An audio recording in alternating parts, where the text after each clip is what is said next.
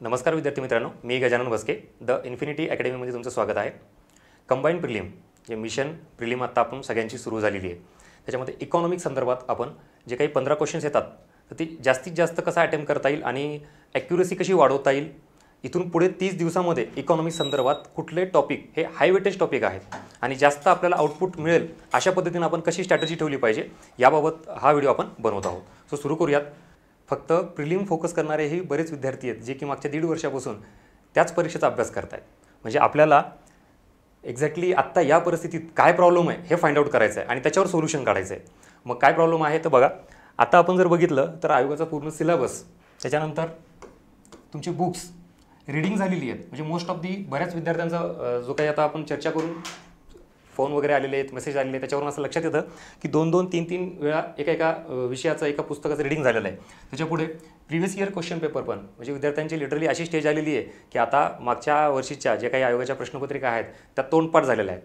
म्हणजे एवढी स्टेज येते की आता काही प्रश्न नुसतं जरी बघितला तरी अर्धा प्रश्न वाचला तरी त्याला उत्तर बरोबर माहिती असते की 3 नंबरचं आहे का 4 नंबरचं आहे. एवढे प्रिव्हियस इयर क्वेश्चन पण वाचलेले आहेत आपण. रीडिंग म्हणजे सेकंड टाईम असेल, थर्ड टाईम असेल, इव्हन ही सुद्धा स्टेज पार केलेली आहे बऱ्याच विद्यार्थ्यांनी. जे नोट्स मेकिंग जो पार्ट असतो म्हणजे इकॉनॉमिक्सच्या सगळ्या नोट्स तयार आहेत. पुढं रिव्हिजन, म्हणजे मी मुद्दाम हे फ्लो चार्ट असा केलेला आहे की आता मी तुम्हाला हे नाही सांगत की ते काय करायचं आहे, तुम्ही काय केलं आहे हे आधी तुमच्या समोर येऊ द्यात आणि मग आता आपण इथून पुढे कुठल्या गोष्टी मिसिंग आहेत, कुठला लूपफुल्स आहे जो आपण शोधून इथून पुढे वर्कआउट केलं पाहिजे. राईट. सो काय केलं आहे हा पहिला पार्ट आणि आता इथून पुढे काय करायचं आहे ते पुढच्या स्लाईडमध्ये दाखवलं मी. रिव्हिजन, आता तुमच्यापैकी बरेच विद्यार्थी आहेत, तुम्हाला पटेल पण की तुमचं रिव्हिजनसुद्धा झालेलं आहे. म्हणजे 1-1, 2-2 रिडिंगसुद्धा केलेलं आहेत तुम्ही. ठीक आहे. सो रिव्हिजन पण झालेलं आहे, नोट्स मेकिंग केलेलं आहे, सगळं reading, books defines, everything is okay. शेवटचा पॉईंट जो आहे MCQ प्रॅक्टिस.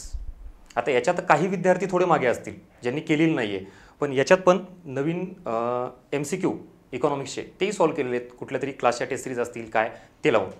म्हणजेच काय तर ह्या सगळ्या गोष्टी तुम्ही केलेल्या आहेत मागच्या 1.5 ते 2 वर्षापासून. आणि आता 2 दिवसापूर्वी जी एक्झामची डेट डिक्लेअर केली आयोगाने, पण त्या दिवशी मात्र सगळ्यांच्या मनात धाकधूक सुरू झाली की आता फक्त 1च महिना दिला. म्हणजे अजूनही काही जणांची अपेक्षा होती की 2 महिने 2.5 महिने द्यायला पाहिजेत. आता मागच्या जवळपास 2 वर्षापासून आयोगाने वेळ दिला होता आपल्याला. ठीक आहे. सो या आता एका महिन्यात परीक्षा आली आहे, सगळ्या गोष्टी झालेल्या आहेत, तरीही मनात धाकधूक आहे, भीती आहे की परीक्षेत पेपर कसा येतो, मग इकॉनॉमिक्सचे मार्क्स येत नाही आहेत, अवघड आहे, हा सगळा प्रकार आहे. सो ही भीती दूर करण्यासाठी आता आपण एक्झॅक्टली काय केलं पाहिजे. पुढचा पॉईंट, आयोगाचा सिलेबस जे आहे तुमच्या समोर दिलेलं आहे. म्हणजे ही भीती मुळात निर्माण का झाली माहिती आहे का, की तुम्ही केलेला अभ्यास हा स्कॅटर्ड फॉर्ममध्ये विखुरलेल्या स्वरूपात आहे. खूप वाचलं आहे, बरेच पुस्तकं वाचलेत, नोट्स काढलेल्या आहेत, पण विस्तारित स्वरूपात ते आहेत. आता आपल्याला पहिली गोष्ट काय करायची माहिती आहे का, याच्यामध्ये कंपायलेशन, लाईनअप करणं गरजेचं आहे. तुम्ही वाचलेले सगळे पुस्तकं त्याच्यामध्ये 3-4 सोर्स असतील तर तो एक सोर्स करा. भरपूर अशा नोट्स वेगवेगळ्या स्वरूपात काढल्या असतील तर त्याच्या कंपाईल करायचा प्रयत्न करा.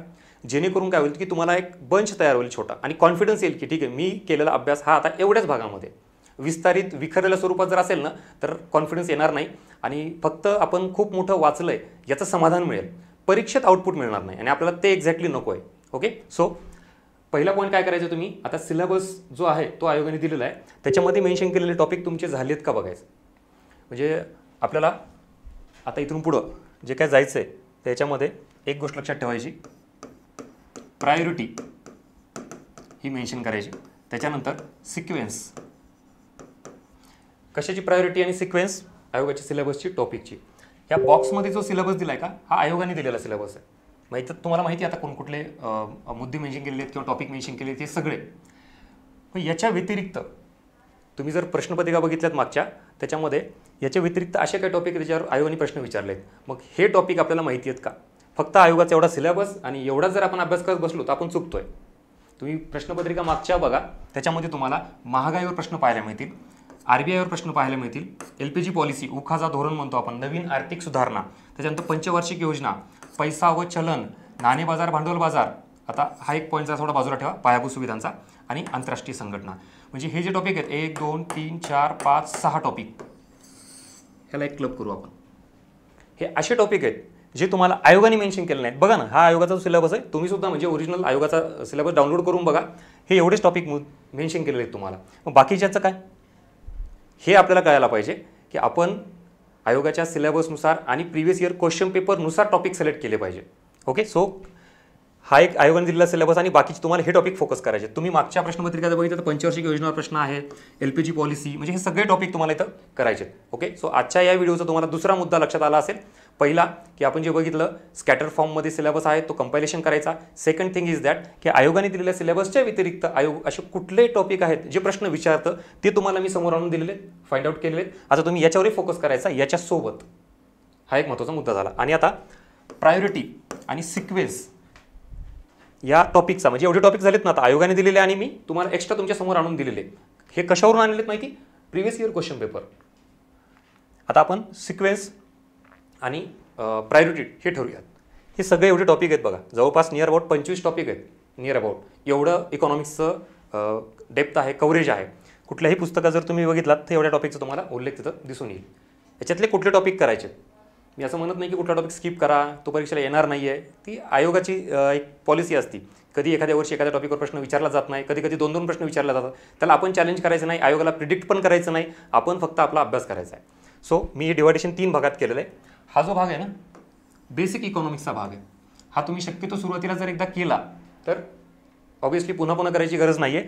आणि याच्यामध्ये डायरेक्टली प्रश्न तुम्हाला पाहायला मिळत नाहीत. म्हणजे ह्या ज्या कन्सेप्ट आहेत ना, सूक्ष्म अर्थशास्त्र, समग्र, समाजवादी, विकसित, अविकसित, ह्याच्या आधारावर तुम्हाला इनडायरेक्टली प्रश्न विचारला जातो. जसं की फॉर एक्झाम्पल आता इथं आर्थिक वाढ आणि आर्थिक विकास किंवा हे समाजवादी भांडवलशाही अर्थव्यवस्था घेऊयात आपण. आता याची लिंकेज जी आहे ना ही कुठे माहिती का? LPG पॉलिसी, आर्थिक सुधारणा, हे नवीन आर्थिक सुधारणा या टॉपिकवर विचारला जातो. तुम्हाला ज्यावेळेला म्हणतो आपण 1991ला भारताने मुक्त अर्थव्यवस्थेचं धोरण स्वीकारलं, भांडवलशाही अर्थव्यवस्थेकडे आपली वाटचाल चालू आहे असं म्हणतो. कधी 1991 पासून पुढे. मग तुम्हाला माहिती पाहिजे की 1947 पासून 1991 पर्यंत कुठली अर्थव्यवस्था होती? मिश्र अर्थव्यवस्था होती. मग ह्या बेसिक कन्सेप्ट इथं आल्या, समाजवादी, भांडवलशाही, मिश्र अर्थव्यवस्था. Is that clear? सो हे अशा पद्धतीनं ह्या गोष्टी इथे लिंकेज होतात तुम्हाला. अर्थव्यवस्थेचे क्षेत्र, कृषी, उद्योग, सेवा. आता याच्यावर प्रश्न डायरेक्टली नाही आहेत की तुम्हाला सांगा कृषी क्षेत्रामध्ये कुठले व्यवसाय येतात, उद्योग क्षेत्रात. आता तुम्हाला प्रश्न कुठे येतो माहिती का? याच्याबाबत राष्ट्रीय उत्पन्न, याची लिंक इथे येते इनडायरेक्टली. कृषी क्षेत्राचा वाटा राष्ट्रीय उत्पन्नामध्ये किती आहे, तो वाढतोय, कमी होतोय, असे प्रश्न आहेत आयोगाचे.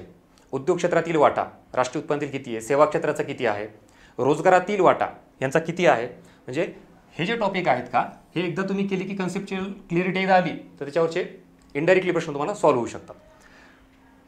दुसरा भाग हा वाला. इथं जर तुम्ही हे टॉपिक बघितले असतील, सहकार, कृषी, तुम्ही मागच्या प्रश्नपत्रिका बघा सरळ सरळ. म्हणजे मी कुठलीही गोष्ट तुम्हाला आयोगाचा सिलेबस आणि प्रश्नपत्रिकांच्याच आधारावर सांगतोय. उगाच आपण असं काही 1-2 प्रश्नपत्रिका बघितल्या आणि विश्लेषण केलं असा भाग होत नाही. मागच्या बऱ्याच वर्षाच्या प्रश्नपत्रिका बघितल्यावर सहकार जो टॉपिक आहे याच्यावर तुम्हाला असा कुठं प्रश्न दिसतोय का की सहकाराची तत्वे, जुनी तत्वे, नवीन तत्वे कुठली, सहकार संदर्भातील समित्या, म्हणजे जो कोर सहकार टॉपिक आहे तो राज्यसेवा मुख्य परीक्षेला आहे. तो तुम्हाला कंबाईनला करायची अजिबात आवश्यकता नाही आहे. हे आयोग स्वतः प्रश्नपत्रिकेमधून मेन्शन करतं. म्हणजे आपल्याला हा सहकार टॉपिक स्किप केला तरी चालेल. आता इथं प्रश्न कसा येऊ शकतो तुम्हाला सहकारच्या अँगलनी, करंटनी. म्हणजेच काय तर सहकारी बँका ज्या आहेत, समजा त्या सहकारी बँकेत कुठं घोटाळा झाला, मागे ती पंजाब महाराष्ट्र बँक हे झाली कोऑपरेटिव्ह बँक, मग RBIने कुठं निर्बंध आणले का, किंवा सहकाराबाबत कुठली घटना दुरुस्ती झाली का, तो त्या अँगलनी तुम्हाला करंटचा अँगल येईल. आपला जो इकॉनॉमिक्सचा राज्यसेवा मेन्सचा जो सहकार टॉपिक आहे त्या कोर टॉपिकवर तुम्हाला इकडं कंबाईन प्रिलिमला प्रश्न नाही आहे. हे नोट डाऊन करून घ्या. नेक्स्ट कृषी. कृषीबाबत बऱ्याच जणांचं इथं काय म्हणतो आपण त्याला कन्फ्युजन आहे. मागची स्लाईड जर बघितली ही वाली, इथं सरळ सरळ आयोगाने शेती मेन्शन केलेलं आहे. सो लक्षात ठेवा, तिथं जरी शेती असेल तरी आपल्याला इथं ते as a sector of economy म्हणून घ्यायचं आहे. अर्थव्यवस्थेचे क्षेत्र, कृषी क्षेत्र, उद्योग क्षेत्र. आता तुम्ही मागच्या प्रश्नपत्रिका जर बघितला तर कृषीमध्ये समजा पीक पद्धती किंवा मृदेचे प्रकार किंवा गाई म्हशी यांच्या जाती, म्हणजे असे जे प्रश्न आहेत ना हे इकॉनॉमिक्सचे नाही, हे तुम्ही जिओग्राफीमध्ये करता ना, भूगोलामध्ये हे येते. आणि आयोगाचा जो 15-15चा सेट असतो ना विषयाचा, त्याच्यात तुम्ही बघा हे प्रश्न भूगोलामध्ये असतात. मग तुम्हाला प्रिलिमला तरी ॲटलिस्ट कृषी क्षेत्र म्हणून अभ्यास करायचा आहे, कोर कृषीचा भाग करायचा नाही. इथंच आपण चुकतो. म्हणजे मार्क्स काय येत नाहीत इकॉनॉमिक्समध्ये की आपण काय करायला पाहिजे हे सगळ्यांना माहिती, सगळेजण सांगतात काय करायचं, कसं वाचायचं, कोणत्या पुस्तकातून वाचायचं, पण ॲट द सेम टाईम काय नाही करायचं हे तितकंच महत्त्वाचं आहे. म्हणजे आयोगाने दिला म्हणजे आपण लगेच तो कोर कृषी करायचा नाही, तर शेती दिला आहे म्हणजे आपण काही शेती करायचं नाही. प्रश्न बघा ना मागचे तुम्हाला ॲग्रिकल्चर सेक्टरवर प्रश्न विचारलेत, कोर ॲग्रिकल्चरवर नाही आहे. ठीक आहे. सो हा एक पार्ट तुम्हाला क्लिअर झाला इथं. बाकी जमीन सुधारणा हा राज्यसेवेचा जास्त टॉपिक आहे मेन्स विचारलेला. उद्योगसुद्धा तुम्हाला कोर उद्योग हा प्रिलिमला नाही आहेत. इथं तुम्हाला कसे प्रश्न येतील माहिती, करंटच्या अँगलनी महारत्न कंपन्या, नवरत्न कंपन्या असतील, इंडेक्स ऑफ इंडस्ट्रियल प्रोडक्शन असेल किंवा MSME सेक्टरची डेफिनेशन्स आता करंटमध्ये चेंज झाली बघा अगोदरच्या तुलनेत. आधी वस्तूंचं उत्पादन आणि सेवांचं उत्पादन दोन वेगवेगळा विचार केला जातो, आता एकत्रितपणा केलेला आहे. हा झाला उद्योग टॉपिक. आता याच्यात पण बराच कोअर भाग आहे तो मेन्सला आहे. मग इथं तुम्हाला करायची आवश्यकता आहे का? सो हे लक्षात ठेवा. म्हणजेच आपल्याला इथून पुढे 30 दिवसात किती डीपमध्ये जायचं आहे, कुठला टॉपिक कसा वर करायचा आहे आणि कुठल्या टॉपिकला जास्त फोकस करायचा आहे, हे जोपर्यंत कळत नाही ना तोपर्यंत तुम्हाला इकॉनॉमिक्समध्ये मार्क्स जास्त येणार नाही आहेत. आपण उगाच आयोगाला दोष देतो की आयोगाचा पेपर अवघड आहे. हे तुम्ही आयोगाचा सिलेबस आणि मागच्या प्रश्नपत्रिकावरून जर नीट समजून घेतलं तर क्लिअर कट इंडिकेट होतं या टॉपिकबद्दल.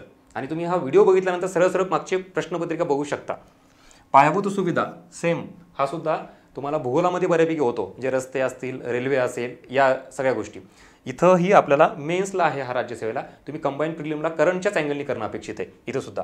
आता अर्थतज्ञ, सिद्धांत, पुस्तके हा जो पॉईंट आहे हा वाला आता अजिबातच करायचा नाही आहे. मग तुम्ही म्हणाल की सर मागच्या 1-2 वर्षामध्ये एक प्रश्न आला होता पुस्तकावर वगैरे, थॉमस पिकेटीचा कंबाईन प्रिलिमला प्रश्न आहे बघा. मग त्याच्यावर विचारलं होतं की त्या पुस्तकावर काय. एक गोष्ट लक्षात ठेवा, आपल्याला किती क्वेश्चन्स येतात? 15 प्रश्न येतात आणि 15 पैकी जवळपास 2 ते 3 क्वेश्चन्स हे आपल्याला आउट ऑफ सोर्समध्ये येतात किंवा खूप डीपमध्ये विचारले जातात. हे आपल्याला नाही आले तरी चालत असतात. आणि सगळ्याच गोष्टी मला माहिती पाहिजे, सगळेच टॉपिक प्रत्येक व्यवस्थित करेल ही अपेक्षा सोडा, हा अट्टहास सोडा. असे काहीतरी प्रश्न आयोग मुद्दाम टाकतं की ते तुम्हाला सोडवायचे नाही आहेत तर ते सोडून द्यायचे आहेत. मग तो थॉमस पिकेटीचा काय प्रश्न असेल, मी पुढे आणलं आहे, म्हणजे आयोगाचे प्रश्नसुद्धा आहेत बघा, तुम्हाला दाखवून देईल. मला वाटतं 2017ला काहीतरी प्रश्न होता की 2012-13चं बजेट विचारलं होतं. जे जुने विद्यार्थी त्यांना चांगलं कळत असेल. मग आता मला सांगा, तुम्ही 2017 साली 2012-13चं बजेट करणार, मग आता यावर्षी आता काय 2015-16चं विचारेल का 16-17चं विचारेल? ह्याला चॅलेंज नाही आहे आयोगाला. म्हणजे ती लिबर्टी आहे तेवढी की तुम्ही काय विचारायला पाहिजे आणि कोणत्या लेवलला विचारलं पाहिजे. मग त्यात आपण काय स्मार्ट वर्क करायचं, असे प्रश्न मी जे तुम्हाला आता प्रश्नांचं डिस्कशन करतो ना, असे प्रश्न मोजकेच असतात. 2-3 मॅक्झिमम 4 प्रश्न असतात. चला ठीक आहे, आपण 4 धरूया तिथं, मॅक्झिमम 4. उरले किती? 12 प्रश्न उरले. So what about this question? या 12 प्रश्नांचं काय? हे तुमचे प्रश्न आहेत. ज्या सोर्समधून तुम्ही वाचताय ना तिथून डेफिनेटली कव्हर होतात. हे मात्र तुमच्या अभ्यासावर आधारित प्रश्न आहेत आणि याच्यापैकी तुमचे किती येतात हे बघा. जी मी असं म्हणत नाही की तुम्हाला इकडं टार्गेट नाही करायचं, बिलकुल ह्या प्रश्नावरही टार्गेट करा, डीपमध्येही अभ्यास केला पाहिजे. पण कधी? जेव्हा तुमचे हे 12 प्रश्न तुमच्या हातात येतील. आपल्याला साध्या साध्या गोष्टी चुकतात आपल्या, मग इकडचा काही विषयच येतो का? बरोबर. सो ह्या गोष्टी आणि हा जो अप्रोच आहे हा आला की समजायचं तुम्ही जिंकले. आपल्याला एक्झाम ओरिएंटेड अप्रोच आणायचा आहे, नॉलेज बेस नको आहे. आय होप तुम्हाला म्हणजे मी काय सांगतो हे कळतंय. कारण एवढ्या लेवलचं ॲनालिसिस जर तुम्ही आज हे व्यवस्थित क्लिअर कट केलं आणि मग उद्यापासून जर इकॉनॉमिक्सचा अभ्यास केला तर तुम्हाला बघा एक वेगळा व्ह्यू मिळेल इकॉनॉमिक्सकडे बघण्याचा आणि त्या टॉपिककडे बघण्याचा. आणि लिटरली परीक्षेमध्ये प्रश्न सॉल्व्ह होतील तुम्हाला. ओके, सो पुढे जाऊयात आपण. हाही टॉपिक नाही करायचा, तेच सांगितलं तुम्हाला. आला तरी 1-2 प्रश्न येतो.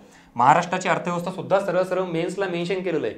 आता प्रिलिमला तुम्हाला प्रश्न काय येतो तर ऑब्व्हियसली एखादा बजेटवर प्रश्न येऊ शकतो, महाराष्ट्राच्या कुठल्या त्या गव्हर्नमेंट स्कीमवर प्रश्न येऊ शकतो. म्हणून इथं महाराष्ट्राची अर्थव्यवस्था आपल्याला पुन्हा नाही करायची आहे. आंतरराष्ट्रीय संघटना सुद्धा IMF, वर्ल्ड बँक, WTO या 3 इकॉनॉमीच्या अँगलनी बेसिक लेवलला करा.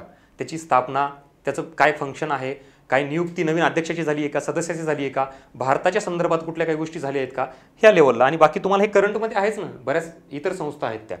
ओके, शाश्वत विकास, मानव विकास, जर ह्या 2 गोष्टी बघितल्या तर हा सुद्धा दोन्ही टॉपिकचा भाग राज्यसेवेला आहे.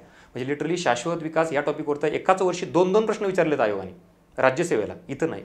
मग इथं तुम्हाला काय येऊ शकतं, एकतर शाश्वत विकास निर्देशांक, मग त्याच्यामध्ये रँकिंग राज्यांची, देशांची, हा करंटचा भाग आला ना. म्हणजे तुम्ही ह्या गोष्टी इनडायरेक्टली करंटमध्ये करणारच असता.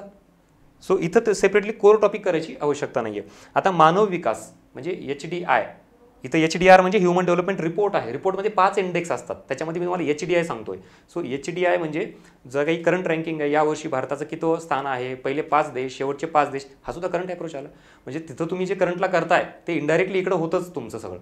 कोर टॉपिकला इकडे तुम्हाला करायची आवश्यकता नाही. म्हणजे हा सगळा जो भाग आहे हा तुम्ही स्किप करा असं म्हणण्यापेक्षा आपण म्हणूया की त्याला लास्ट प्रायोरिटी ठेवा.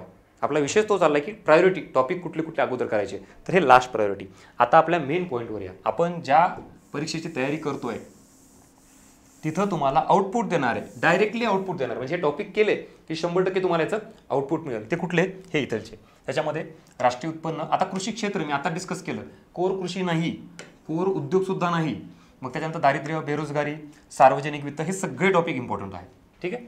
सो याच्यामध्ये आता अजून जर थोडं मायक्रो अनालिसिस करायचं तर असे कुठले या हाय वेटेज टॉपिक आहेत जे तुम्ही डेफिनेटली केले की आउटपुट मिळतं तुम्हाला. त्याच्यामध्ये बघा, सार्वजनिक वित्त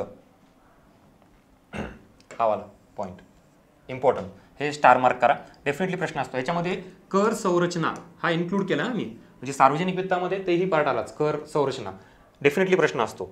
त्याच्यानंतर पंचवार्षिक योजना, नवीन आर्थिक सुधारणा, परकीय व्यापार, लोकसंख्या आणि हेत. आता जेवढे जेवढे मी हे केलेले तिथं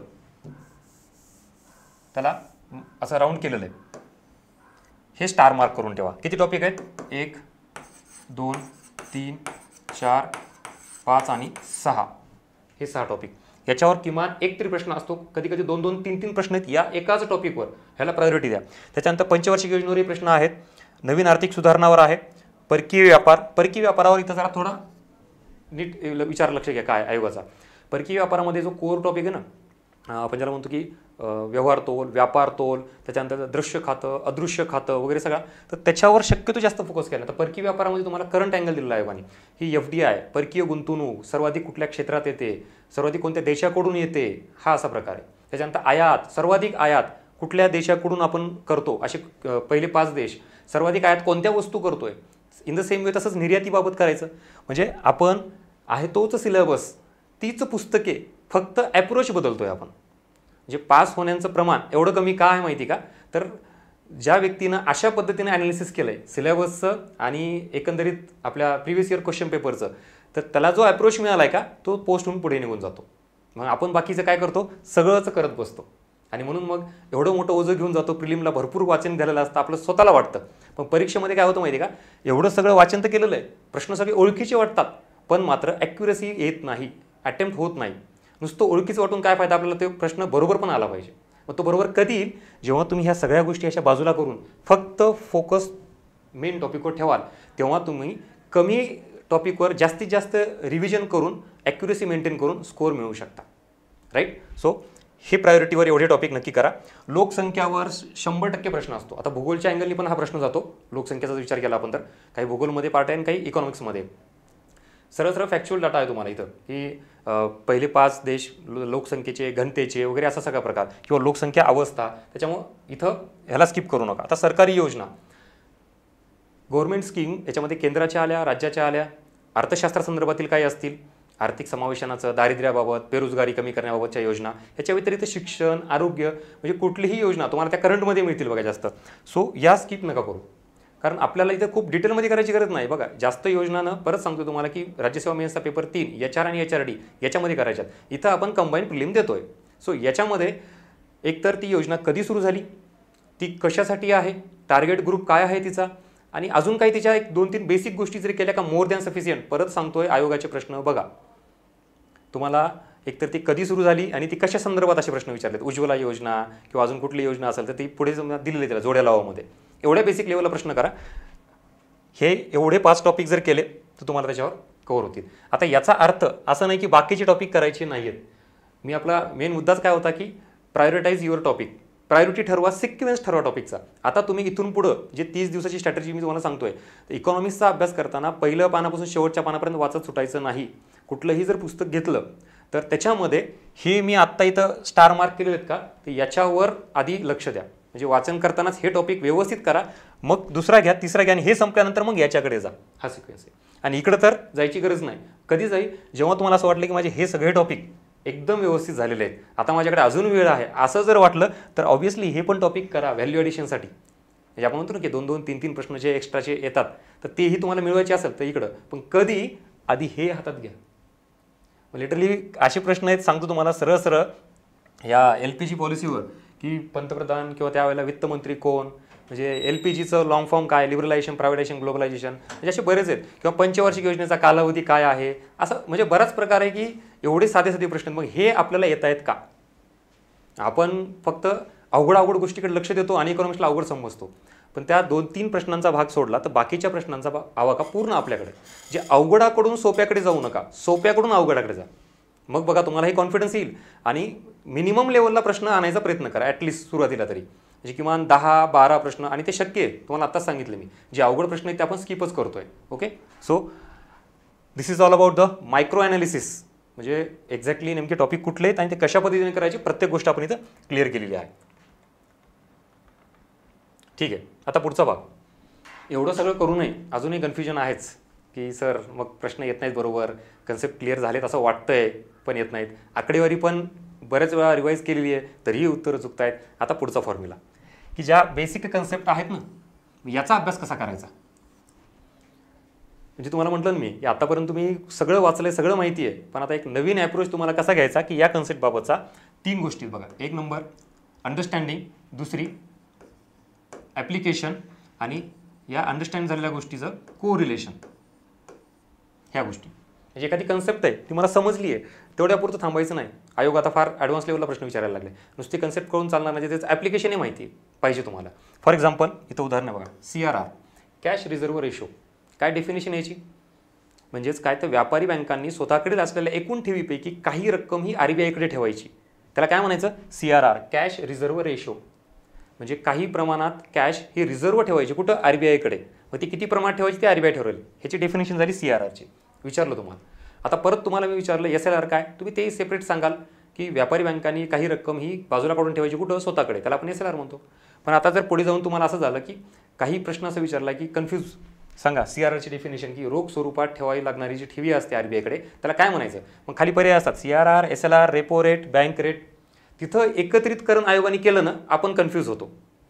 मग अशा पद्धतीने तिथं कन्फ्यूज झाल्यानंतर उत्तर जर चुकलं, एक उत्तर चुकलं तर 1 मार्क जातो, एका मार्काने सुद्धा प्रिलिम जाते आणि त्याचे मग 2 वर्ष परिणाम भोगावे लागतात. सो तिथं प्रयोग करण्यापेक्षा आता इथंच हा ॲप्रोच आणायचा आहे आपल्याला.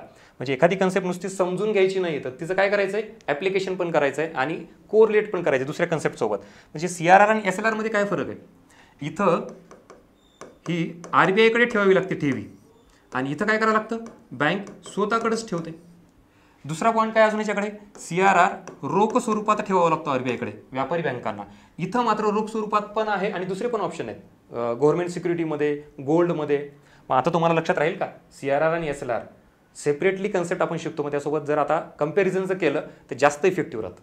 इन द सेम वे तुम्हाला GDP विचारलं आणि GNP विचारलं तुम्ही सेपरेटली सांगू शकता. आता प्रश्न आयोगाचा असा आहे बघा, GDPची डेफिनेशन विचारली आहे तुम्हाला, म्हणजे स्थूल देशांतर्गत उत्पादन याबाबत खालील घटक विचारात घ्या. आणि त्यातला पहिलाच ऑप्शन असा होता की GNP, त्याच्यानंतर अजून काहीतरी असं दिलेलं आहे. मला सांगा GDP म्हणजे GNP असू शकतं का, आयोगाचाच प्रश्न आहे. सरळ सरळ पहिला ऑप्शन कट झाला तिथं. म्हणजे आपण किती इलिमिनेट करू शकतो लगेच लगेच. हे कधी कळेल तुम्हाला, जेव्हा कन्सेप्ट कळाल्यानंतर दोघातला डिफरन्सही आपण इथंच समजून घेतो. अशा बऱ्याच गोष्टी आहेत, सापेक्ष दारिद्र्य, निरपेक्ष दारिद्र्य वगैरे या पद्धतीनं. इथं तुम्हाला मी एक्झाम्पल दिलं आहे बघा. आता ॲप्लिकेशन म्हणजे काय माहिती का, ज्या वेळेला CRR कन्सेप्ट कळाल्यानंतर मग RBIने CRR नेमका किती ठेवायचा, तो वाढवायचा की कमी करायचा, हे कधी कळेल आपल्याला, तेजी मंदी कळाल्यानंतर. मग अर्थव्यवस्थेत एक्झॅक्टली तेजी आहे का मंदी आहे याच्यावरून RBI निर्णय घेत असतं, CRR वाढवायचा की कमी करायचा. मग हे ॲप्लिकेशन त्या लेवलला आपल्याला झालं पाहिजे. म्हणजे 3 याच्यामध्ये समजून घ्यायची आपल्याला कन्सेप्ट, अंडरस्टँडिंग, ॲप्लिकेशन आणि कोरिलेशन. 2-3 कन्सेप्टच्या एकत्रीकरणावर होतो. जर तुम्ही अशा पद्धतीने अभ्यास केला तर डेफिनेटली कुठलंच कन्फ्युजन राहणार नाही. आयोगाने कितीही फिरू द्या, आणि जे ऑप्शन असतात का आयोगाचे ते फार क्लोज असतात बघा, आपल्याला डिफरन्शिएट करता येत नाही. तर अशा वेळेला तुम्हाला जर कंप्लीट या 3 अँगलनी तुम्ही अभ्यास केला विदाऊट एनी कन्फ्युजन तुम्ही उत्तर देऊ शकता. आणि हाच फॉर्म्युला आहे इकॉनॉमिक्समध्ये जास्त मार्क्स घेण्याचा. Next factual data. याबाबतही विद्यार्थ्यांचे बरेच प्रश्न आहेत की लक्षात राहत नाहीत. त्याच्यामध्ये पर्टिक्युलरली समजा राष्ट्रीय उत्पन्नाबाबत काय फॅक्च्युअल डाटा आहे, दारिद्र्यविषयक तर सगळ्या समित्याच आहेत. याला काय सोल्युशन तुमचं सांगतो. कुठलाही एखादा टॉपिक घेतला, त्याच्यात जर डेटा जर खूप जास्त असं वाटत असेल तर तुम्ही एका पेजवर ते कंपॅरिझन स्वरूपामध्ये दिल्या. जसं की दारिद्र्याबाबतच्या समिती आहेत, मग तेंडुलकर समिती, रंगराजन समिती, लकडावाला, अलग कार्यगट, ह्याची स्थापना कधी झाली आहे, त्यांनी मांडलेलं दारिद्र्य किती प्रमाणात आहे, ह्याचं कंपॅरिझन पद्धतीने जर लिहिलं का तर तुम्हाला जास्त सोपं जाईल. आणि फॅक्च्युअल डाटाचं बेसिक लेवलला एकदा करा. त्याच्यात जर तुम्हाला आता वाटलं की इथून पुढे कन्फ्युजन होतं आहे तर शक्यतो ते जेवढं तुम्हाला इझी वाटेल अशाच पद्धतीने करा. खूप जागा सगळा फॅक्च्युअल डाटा करायच्या भानगडीत नका पडू. ठीक आहे. सो कन्सेप्ट क्लिअरिटी महत्त्वाची आहे आणि फॅक्च्युअल डेटा हे पण झालेलं आहे. हे मागच्या 3 वर्षाचं ॲनालिसिस दिलेलं आहे. आपल्याला माहिती की पूर्वपरीक्षा म्हणजे कंबाईन बाबतीत 3च पेपर आपल्याला अवेलेबल आहेत. त्याच्या अगोदर सेपरेटली एक्झाम व्हायच्या 17, 18 आणि 19. त्याच्यामध्ये वेटेज दिले मी. हे एक संख्यात्मक वर्गीकरण केलेलं आहे, म्हणजे कुठल्या टॉपिकवर किती किती प्रश्न आलेले आहेत, कसे आहेत. पण माझ्या दृष्टिकोनातून हे मात्र आयोग कधीच कॉन्स्टंट ठेवत नाही. म्हणजे इथं तुम्हाला काही प्रश्न दिसतील राष्ट्रीय उत्पन्नावर, कधी नाही, कधी गॅप आहे, माहीत नाही की पुढच्या वर्षी परत येईल, कधी कधी एका टॉपिकवर 2 प्रश्न, कधी कधी 2-2 वर्षे गॅप पडलेला आहे. मग हे फक्त तुम्हाला माहितीसाठी असू द्यात, बाकी ह्याच्यावर जास्त रिलेट राहू नका. पुढचा पॉईंट, आता इकॉनॉमिक्स संदर्भात जर कॅटेगरी केली प्रश्नांची, जे आयोगाने आत्तापर्यंत विचारलेल्या प्रश्नांची कॅटेगरी केल्यानंतर इथं लक्षात येईल आपल्याला काही प्रश्न कशावर आहेत, कन्सेप्टवर आहेत, काही आकडेवारी आहेत आणि काही करंट रिलेटेड प्रश्न आहेत. सो आपला जो मेन फोकस आहे तो आधी इथं असला पाहिजे, कन्सेप्ट क्लिअरिटीवर. मग ॲटोमॅटिकली तुम्हाला आकडेवारी लक्षात राहील. तिथं कन्सेप्टवर कसे प्रश्न आहेत बघा. राष्ट्रीय उत्पन्नाचं जर केलं तर उत्पादन पद्धत, उत्पन्न पद्धत, खर्च पद्धत म्हणजे काय, आणि आताच सांगितलं GDP, GNP, NDP ह्या सगळ्या गोष्टी तुम्हाला क्लिअर पाहिजेत. मग ह्या आहेत का स्वतःला चेक करा, आणि नसेल तर मग तुम्ही कुठं कच्चे आहेत काय नाही ते इथे फाइंड आउट करून घ्या. सेम राष्ट्रीय उत्पन्न टॉपिक जर आपण फॅक्च्युअल लेवलला जर बघितला तर काय, मग राष्ट्रीय उत्पन्न संदर्भातील मोजमाप, सर्वप्रथम मोजमाप दादाभाई नौरोजींनी, त्याच्यानंतर फिंडले, शिरास, वाडिया जोशी, VK आर्वी राव, त्याच्यानंतर भारत स्वतंत्रानंतर राष्ट्रीय उत्पन्न समिती 1949ची. मग ह्या अशा सगळ्या गोष्टी तुम्हाला 2 पाठ आहेत का, हे असल्या पाहिजेत. म्हणजे फॅक्च्युअल सुद्धा प्रश्न आहेत, इथं दुर्लक्ष करू नका. इकॉनॉमिक्स म्हणजे फक्त कन्सेप्ट, हेच बऱ्याच जणांचा गैरसमज आहे. ते तर आहेच, पण त्याच्यासोबत फॅक्च्युअल प्रश्नसुद्धा आहेत. ओके, सो इथं दुर्लक्ष करू नका. आता ही जी बाब आहे, इथं तुम्ही ॲटोमॅटिकली जो करंटचा भाग कराल ना, तिथं तुम्हाला हे इनडायरेक्टली कव्हर होऊन जातं. ह्याच्यावर सेपरेटली फोकस करायची गरज नाही, इथं मात्र करा. आणि इथं जर तुम्हाला थोडा काही प्रॉब्लेम असेल कोणाला कन्सेप्टचा, पण इथं तर तुम्ही 100% मार्क्स घेतलेच पाहिजे, कारण हा तोंडपाठ करायचा भाग आहे ना. ह्याच्यात कुठं काही कमी जास्त काही विषयच नाही, समजणं न समजणं डायरेक्ट आहे. आता RBI टॉपिक सेम कन्सेप्च्युअल प्रश्न हे इथं, आणि RBI टॉपिकवरचे फॅक्च्युअल प्रश्न काय, RBIची स्थापना कधी झाली 1935ला, RBI संदर्भातील समिती कुठली, यंग हिल्टन आयोग, RBI संदर्भातील कायदा कधीचा 1934चा, राष्ट्रीयकरण कधी झालं 1935चं. हे तोंडपाठ करायची गोष्ट आहे, हे इथं तुम्हाला दिलेलं आहे. आणि सेम द करंट, बाकी दारिद्र्याबाबत आहे तेच दिलेलं आहे. आता चालू आर्थिक घडामोडीवर बरेच प्रश्न असतात विद्यार्थ्यांना की करंट इकॉनॉमिक्स बाबत काय करायचं, तर जागतिक स्तरावरील करंट आणि राष्ट्रीय स्तरावर इकॉनॉमिक्स संदर्भातील म्हणतोय. मग याच्यात कुठले मुद्दे घ्यायचे, तर IMF, वर्ल्ड बँक आणि वर्ल्ड इकॉनॉमिक फोरम, WTO ह्या ज्या अशा काही जागतिक वित्तीय संस्था आहेत का, यांच्या ज्या काही घडामोडी आहेत तुम्हाला आता सांगितले, त्यांची परिषद, सदस्य, अध्यक्ष, किंवा त्यांनी भारताच्या अर्थव्यवस्थेसंदर्भात कुठले काही प्रिडिक्शन्स केलेत, ग्रोथ रेट भारताचा वाढतोय कमी होतोय, हाही भाग तुम्हाला करंटच्या अँगलने करताय. हे परिषदा वगैरे बघितला, नवीन नियुक्त्या, त्यांचे अध्यक्ष, सदस्य, जसं आपण इथं बघतो बघा, गीता गोपीनाथन, अंशुला कांत, जे IMF आणि वर्ल्ड बँकमध्ये या भारतीय महिला यांची नियुक्ती झालेली आहे. मग हे करंट इकॉनॉमिक्सचा प्रश्न आहे ना, हे तुम्हाला करंटमध्ये तो बघायचा. मी फक्त तुम्हाला ते सांगितलं. परत निर्देशांक, आता HDI असेल, IHDI असेल, किंवा अजून इथले ईज ऑफ डुईंग बिझनेस असेल, हे जे असे काही निर्देशांक अहवाल येतात ना, तर याच्यामध्ये भारताची रँकिंग, इतर जगातील पहिले 5 देश, शेवटचे देश, हे तुम्हाला करंट इकॉनॉमिक्सच्या अँगलने करायचं आहे. पुढे नोबेल पुरस्कार बघा, जे नोबेलमध्ये इतर काही वेगवेगळ्या क्षेत्रात भेटतो, पण आपल्याला पर्टिक्युलरली इकॉनॉमिक्सचं नोबेल हे बघायचं आहे. याच्यावरही 2-3 प्रश्न आलेले आहेत. मग यावर्षी कोणाला मिळालं, मागच्या वर्षी कोणाला मिळालं, ज्या व्यक्तींना मिळालं ते कुठल्या देशाच्या आहेत, त्यांची काही संस्था आहे का, त्यांची कुठले पुस्तकं आहेत का, या लेवलनी हे इथं करायचं आहे. ओके, सो जागतिक स्तरावरचं झालं. आणि राष्ट्रीय स्तरावरील RBI, नीती आयोग, नाबार्ड किंवा अशा ज्या काही संस्था आहेत का, तो या संस्थेबाबतचं कुठलं काही करंटचा इश्यू असेल तर ते करायचं. मंत्रालय वगैरे ठीक आहे, सध्या तुम्ही प्रिलिमिनरी नाही केलं तरी चालेल, हा भाग. आता इथं महत्त्वाचं आहे बजेट इकॉनॉमिक सर्वे. तुम्ही मला सर 3-4-5 वर्षापूर्वीचा आयोग बजेट विचारता, इकॉनॉमिक सर्वे विचारतं, मी आत्ता सांगते तुम्हाला, सगळ्या जर गोष्टी करत बसलं तर किती बजेट करणार आहेत तुम्ही. म्हणून आपलं आत्ताचं जे करंटचं बजेट आहे का या वर्षीचं, तेवढं बजेट आणि इकॉनॉमिक सर्वे करा. केंद्राचं आणि राज्याचं तेवढं जरी केलं तरी मोर दॅन सफिशियंट. ठीक आहे, त्यातले मेजर गोष्टी करायच्यात. नवीन समित्या असतील आणि कुठले असे बदल असतील, हे सगळं तुम्ही व्यवस्थित मुद्दे लिहून घेऊ शकता व्हिडिओ पॉज करून. लास्ट आणि खूप जास्त सगळ्यात महत्त्वाचं, म्हणजे जिथं आता आपण सगळ्या गोष्टी डिस्कस केल्यात आणि ह्या 30 दिवसामध्ये काय करायचं, कशा पद्धतीने करायचं, मायक्रो ॲनालिसिस आपण बघितलेलं आहे. एक लास्ट गोष्ट आहे की जी तुम्हाला खूप जास्त आउटपुट देईल. म्हणजे या 30 दिवसात जी डायरेक्शन म्हणतो ना आपण, दिशा ठरवतोय, तर ती या स्लाईडवरून ठरेल तुमची. त्यासाठी काय करायचं माहिती आहे का, बघा, कुठलीही आता टेस्ट सिरीज तुम्ही सोडवाल, नवीन पेपर घ्याल सोडवायला इकॉनॉमिक्सचा, तर जे काही नवीन MCQ आहेत त्याच्यामध्ये 2 गट केलेले आहेत. तुम्ही कुठलीही टेस्ट दिल्यानंतर पहिल्यांदा त्याचा रिपोर्ट तयार करायचा. कसला रिपोर्ट, एक म्हणजे त्यातले किती प्रश्न तुमचे बरोबर आलेत, किती प्रश्न चुकलेत. ओके, समजा 100 आहेत, 100 पैकी तुमचे जवळपास 40 प्रश्न चुकलेत, म्हणजे फार मोठा आकडा आहे. मग याच्यावर परत मायक्रो ॲनालिसिस काय करायचं माहिती आहे का, या 40 पैकी किती प्रश्न कन्सेप्टवरचे चुकलेले आहेत, त्याच्यातही परत किती प्रश्न फॅक्टचे चुकलेले आहेत. मग ह्याच्यावरून तुम्हाला काय लक्षात येईल की इकॉनॉमिक्सचा आपण कन्सेप्च्युअल क्लॅरिटी अजून केली पाहिजे, किंवा फॅक्च्युअल डाटा पाठ केला पाहिजे. हे कधी कळेल जेव्हा MCQ सॉल्व्ह केल्यानंतर हे ॲनालिसिस करेल. आता बरेच जण नुसतं टेस्ट देतात निघून जातात, जनरल स्कोर चेक करतात किती आलेला आहे. अरे पण तुम्ही कुठं कच्चे आहेत, कुठं अजून चांगला स्ट्रॉंग पॉईंट, वीक पॉईंट हे कधी कळेल हे फाइंड आउट करा या फॉर्म्युल्यावर. पुढे अजून सिली मिस्टेक किती झालेले आहेत. म्हणजे सिली मिस्टेक म्हणजे असे काही टॉपिक जे पॉईंट्स आहेत की जे तुम्हाला येत होते पण तुम्ही ते चुकवलात तिथं, तर ते सिली मिस्टेक्स हे कमीत कमी झाल्या पाहिजेत. आणि अनअटेम्प्टेड क्वेश्चन्स जे की तुम्ही अटेम्प्टच केलेले नाही आहेत, मग तो कुठल्या टॉपिकवर आहे, कुठल्या कन्सेप्टवर आहे हे फाइंड आउट करा. आपल्याला का जमत नाही आहे तो प्रश्न, ह्या सगळ्या गोष्टी तुम्हाला करणं अपेक्षित आहे. आणि हे केल्यानंतर काय फायदा होतो तर तुमचा MCQ अप्रोच तिथे डेव्हलप होतो. जे जुने विद्यार्थी आहेत बघा, त्यांचा अभ्यास खूप आहे पण परीक्षेत स्कोर येत नाही का, नुसता अभ्यास असून चालत नाही, तर परीक्षेत येणाऱ्या प्रश्नांच्या अनुषंगाने अभ्यास असला पाहिजे, त्याला MCQ अप्रोच म्हणायचं. मग आपल्याला जर कळालं की इथं आपण कुठं वीक आहोत, तुम्हाला रिव्हिजन त्या भागात करता येतं.